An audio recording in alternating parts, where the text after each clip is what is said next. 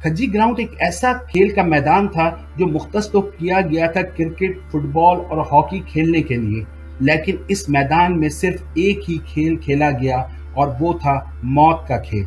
جو ایک طویل عرصے تک کھیلا جاتا رہا۔ سن 1988 میں یہ ایک بہت اچھا کھیل کا میدان تھا اور کھجی گراؤنڈ کا نام کوئی نہیں جانتا تھا۔ سن 1988 میں بلدیہ عظمیٰ کراچی نے اس گراؤنڈ کو کمیونٹی کمپلیکس بنانے کا منصوبہ منظور کیا، جسے 2 سال میں مکمل کیا جانا تھا، لیکن وہ 2 سالہ منصوبہ تو کبھی مکمل نہ ہو سکا، لیکن کئی سالوں تک اس گراؤنڈ سے گونجنے والی دل خراش چیخیں رات بھر لوگوں کو سننے میں آتی رہیں، اور آج تک وہ گراؤنڈ انسانوں کی اس خون کی بو سے، اس خوف کی دہشت سے نکل نہیں پایا۔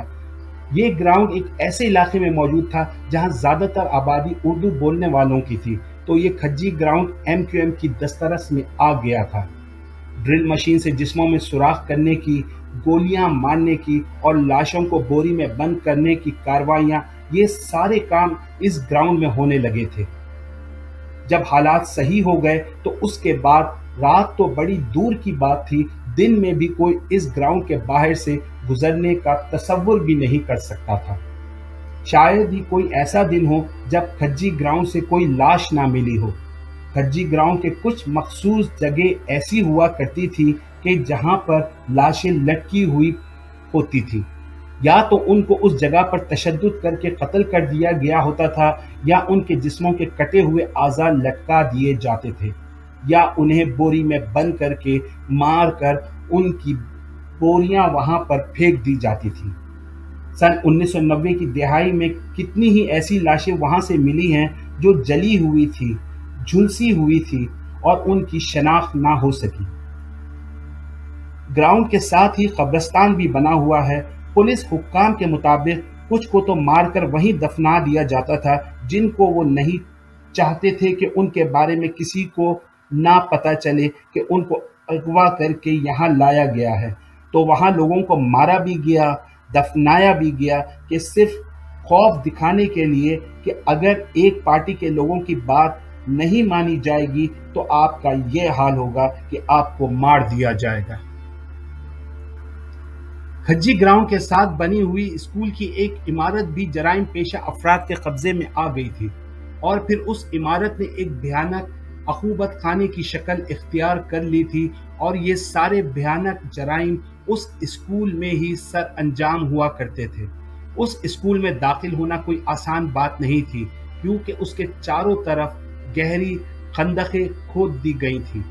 سن 1999 میں SHO چودھری اسلم نے ان جرائم پیشہ افراد کے خلاف جب آپریشن کو لیڈ کیا تھا تو اس وقت ان خندقوں پر لوہے کی شیٹ ڈال کر ان گڑھوں کو عبور کیا گیا تھا۔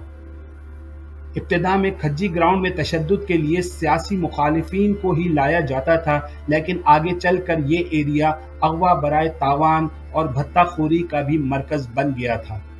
لوگوں کو وہاں لا کر انہیں سمجھایا جاتا تھا کہ اگر وہ ان کی بات مان لیتے ہیں تو صحیح ہے اور ان کی جان بخشی ہو جائے گی، اور اگر وہ بات ماننے سے انکار کرتے تو ان کو عبرت کا نشان بنانے کے لیے ان کو وہیں پر مار دیا جاتا تھا۔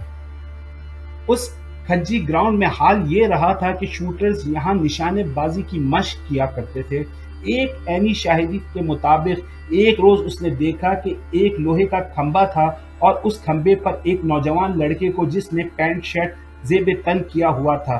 رسیوں سے باندھا ہوا تھا۔ وہاں 4 لڑکے کھڑے ہوئے نشانہ لے رہے تھے۔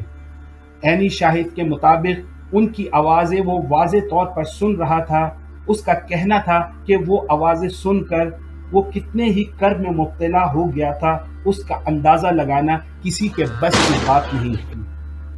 وہ لڑکے ہنسی مذاق کرتے ہوئے ایک دوسرے کو چیلنج کر رہے تھے کہ سر پر نشانہ تم لوگے یا دل پر نشانہ میں لوں،